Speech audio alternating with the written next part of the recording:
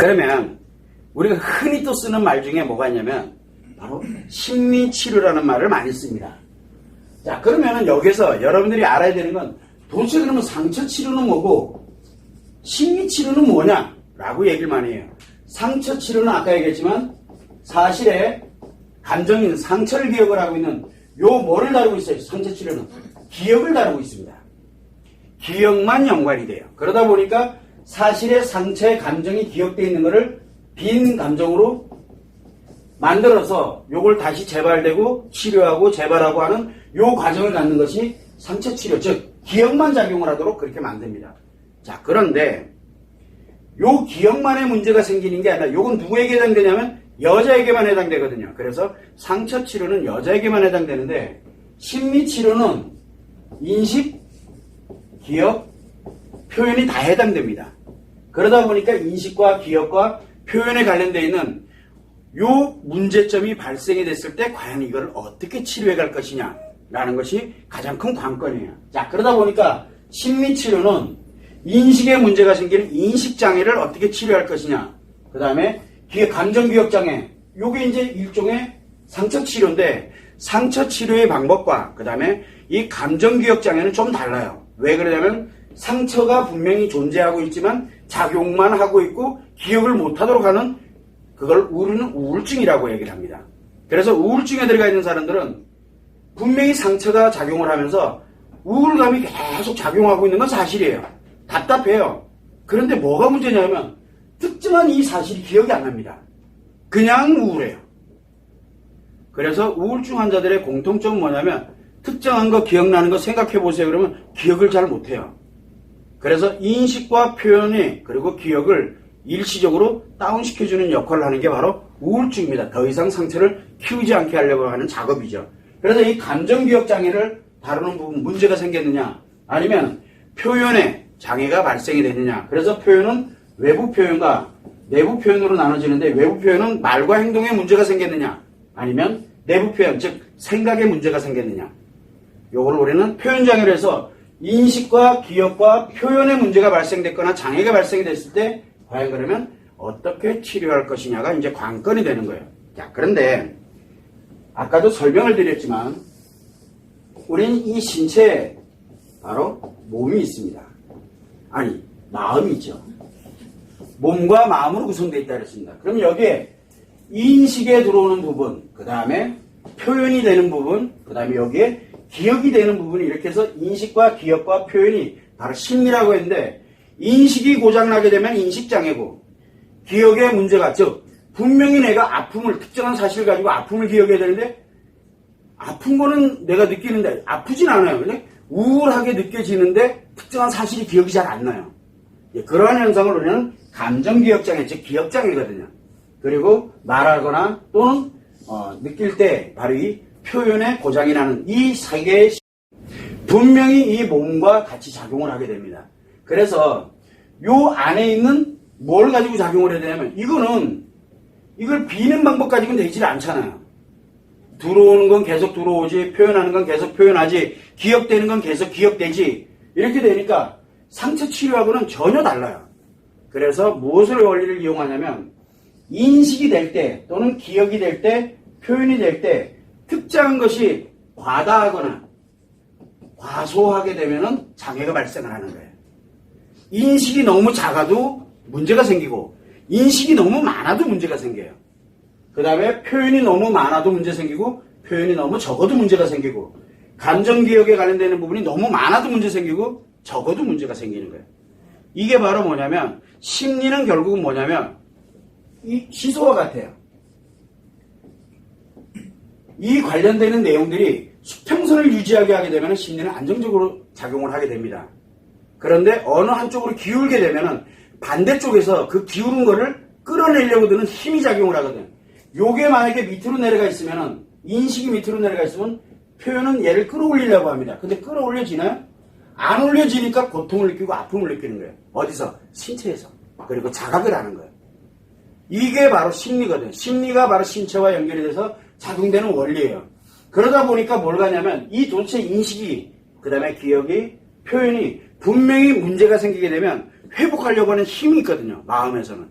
이거를 회복하려고 할 때 반대급부, 반대적인 것이 작용이 되면서 아픔을 느끼고 고통을 느끼고 힘들다는 걸 느끼게 되는 거죠. 인간은 반대쪽의 것이 작용을 하게 되니까. 자, 그러면 그 반대쪽에 있는 것을 원활하게 갈 수 있도록 작업을 해주려면 무엇을 해야 되느냐? 바로 그때 작업되는 게 인식과 기억과 표현이 이 마음이 어디와 연결되느냐를 찾아야 돼요. 그 연결되는 부분이 바로 무의식이에요. 자, 우리가 마음이론에서 가장 힘든 부분이 바로 뭐냐면 무의식을 해석하는, 자각하는 거, 의식하는 거는 보고 듣고 느끼고 하는 부분들이기 때문에 누가 봐도 다 알 수 있어요. 누가 봐도 쉽게 연구할 수 있어요. 조금만 지식이 있으면 어렵지 않게 해요. 그런데 문제는 감정과 기분을 다루고 있는 이 무의식인데, 이 무의식에 의해서 인식이 작용을 하고 무의식에 의해서 기억이 작용하고 무의식에 의해서 표현이 작용을 합니다. 그러면 이 무의식이 어떻게 조종이 되느냐에 따라서 달라지는 거예요. 그래서 무엇을 해야 되냐면 이 무의식에 남자와 여자에 맞게끔 인식과 기억과 표현에 관련되어 있는 것을 조절 작업을 해줘야 돼요. 어디에 맞게끔? 과다하면은 조금 줄여주고 그 다음에 너무 없으면 조금 채워넣어주고 하는 이런 작업을 해야 되는 게 바로 조절 작업이에요. 요 조절 작업을 해야 되는데 그렇다고 그때그때마다 조절 작업을 해주면 안 되잖아요. 그냥 항시 내가 그거를 자동적으로 원래 자동 조절 시스템이 있어요. 이 몸 안에. 마음이라는 곳에 자동 조절 시스템이 있는데 살아가다 보니까 경험을 하고 많은 지식을 쌓고 이렇게 가다 보니 어느 특정한 한 분야로 발전이 되다 보니까 특정한 하나가 발전을 하지 못하고 있는 것 뿐이에요. 그래서 특정한 것을 골고루 이렇게 갈 수 있도록 하려면 그 자동 조절 시스템을 어디다가? 바로 이 무의식에 넣어야 됩니다. 그런데 이 무의식에는 뭐가 만들어져 있냐면 습관이라는 놈이 있거든요. 요거를 변화를 시켜주는 게 바로 심리치료예요. 그래서 습관을 변화시켜주는 것이 심리치료가 됨으로써 여러분들이 갖고 있는 여러 가지 심리장애들이 많아요. 심리장애들이 많지만 요 습관만 변화시키게 되면은 인식의 습관, 기억의 습관, 표현의 습관이 함께 같이 변화가 됩니다. 그러면서 거기에 맞도록 조절 작업을 하는 거예요. 그래서 저희들이 치료법, 심리치료법은 상처치료법은 누구에게만 필요합니까? 여자에게만 필요합니다. 그런데 심리치료법은 남자에게도 필요하고 여자에게도 필요합니다. 왜? 바로 남자의 습관을 만드는 방법과 여자의 습관을 만드는 방법이 다르기 때문에 그래요. 그러면 여기에 인식, 기억, 표현에 어떤 행동들 또는 어떤 정보들 때문에 이렇게 발생이 됐느냐는 건 하나도 안 중요해요. 뭐만 중요해요? 조절 작업하는 것만 넣어주면 끝이에요. 그러면 자기가 알아서 인식, 기억, 표현을 조절하기 시작합니다. 자기 스스로가, 무의식이. 이놈이 스스로가 조절을 하는 거예요. 그러면 여자는 여자의 습관을 만들어주면 되고 남자는 남자의 습관을 만들어주면 됩니다. 왜 이게 남자와 여자가 구분이 되느냐? 무의식의 작용이 남자와 여자로 딱 완전히 다르기 때문에 그래요. 그래서 남자에게 맞는 무의식의 작용을, 여자에게 맞는 무의식의 작용을 할 수 있도록 요 습관을 바꾸는데 바로 남자의 방법과 여자의 방법을 적용을 하게 됩니다. 그래서 여기에는 치료법이, 상처치료법은 여자에 해당되는 상처치료법 외에는 없어요. 그러면 남자에게는 남자의 심리치료법과 여자의 심리치료법 두 개로 가져가는 거예요. 그래서 여자들에게 감정의 상처 때문에 발생이 돼. 그래서 여자들은 통상 뭘로 갑니까? 여자는 상처치료와 플러스 심리치료를 합니다. 그런데 남자의 심리치료, 남자는 그냥 심리치료만 합니다. 그런데 이때 여자의 심리치료법과 남자의 심리치료법이 같냐? 달라요. 요게 같지 않고 다르다는 게 이제 중요한 거예요. 상처치료는 여자에게만 해당되는데, 그래서 아까 설명을 드렸듯이 여자가 상처치료가 됩니다. 그러면 여기가 빈다 그랬죠. 그리고 다시 재발했다가 또 비어지고 재발했다 비어지고 합니다. 이때 여기서 심리치료가, 여자에게 심리치료가 딱 되면 어떤 현상이 생기느냐? 요 빈 곳으로 뭘 집어넣으면 비어있을 때 여기다가 행복감정을 집어넣습니다. 행복감정을 여기다 하나씩 넣기 시작을 해요.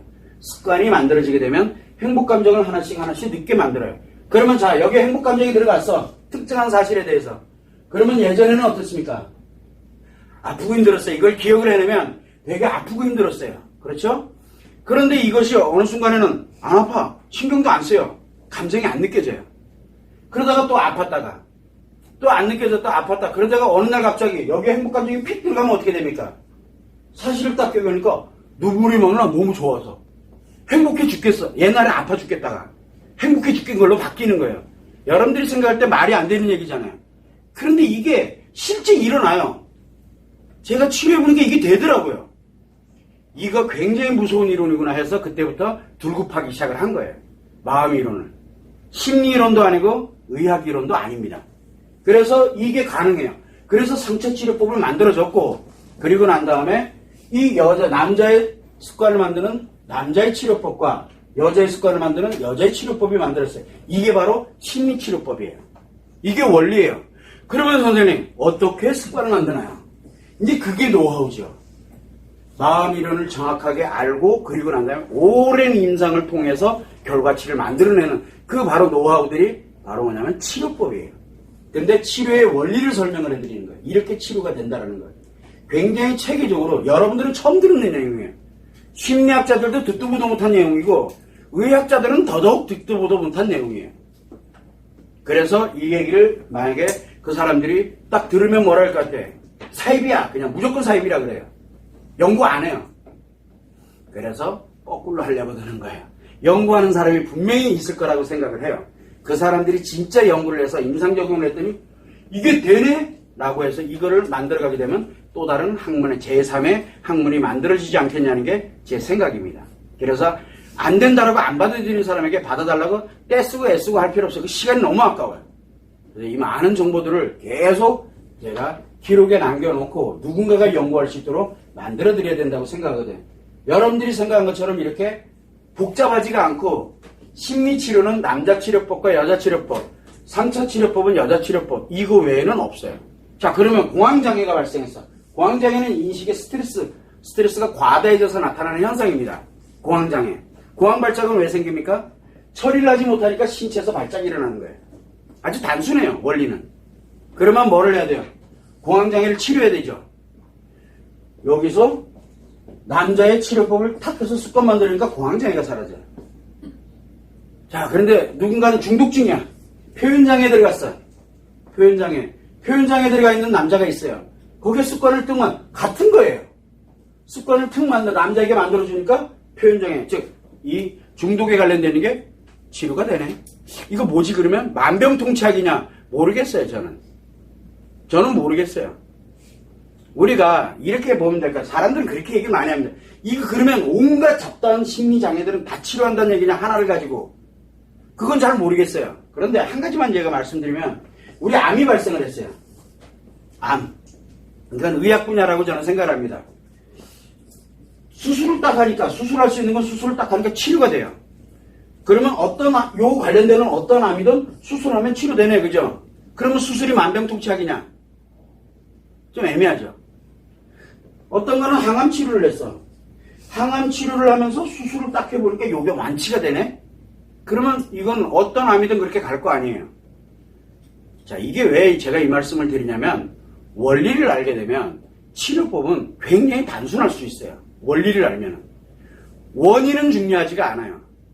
내가 지금 심리가 고장이 나 있는지 아니면 상처의 감정 때문에 문제가 발생이 됐는지 이 원인만 정확하게 알면 적용을 해보니까 행복감정으로 전환이 되더라는 거예요. 그래서 저는 만병통치약 개념으로 얘기하고 있는 게 아니라 치료법의 원리에 의해서 적용을 해보니까 되더라는 거예요. 그래서 중독증도, 그 다음에 인식장애 관련된 노이로제도 결국 똑같은 원리로 치료를 합니다. 그러니까 돼요. 그런데 모르겠어요. 다른 사람들이 뭐라고 하는지는 저는 관심이 별로 없어요. 제가 제3의 어떤 그런 걸 만들고 있다 보니까, 이론을 만들다 보니까, 만들어 놓고 치료법을 적용하니까 신기하게도 굉장히 많은 부분들이 정리정돈을 되기 시작합니다. 여기 오시는 남자분들이든 여자분들이든 살아오는 방식이라든가 경험이라든가 지식이라든가 갖고 있는 게 다 틀립니다. 그런데 왜 똑같은 걸 가지고 치료를 하고 있을까요? 그런데 특이하게도 아무리 다르다고 하더라도 똑같이 치료가 됩니다. 물론 어떤 사람은 빨리 되는 사람이 있고 어떤 사람은 조금 느린 사람들이 있고 그런 차이는 가지고 있을지 몰라도 원리는 똑같이 적용을 했는데 똑같이 치료가 돼요. 그러면 뭔가 분명히 이게 이론적인 것이 됐던 원리가 됐던 이 부분을 한번은 연구해 볼 필요성은 있다는 거죠. 그래서 여러분들이 한 번은 곰곰이 생각을 하면서 다 심리학이다 의학이다 이걸 떠나가지고 인간이라는 것에 대해서 한 번은 다시 한번 생각해 보면 매우 어렵지 않게 이 관련되는 과정들을 충분히 이해할 수 있을 거다라고 생각을 합니다. 참고로 해주시면 됩니다.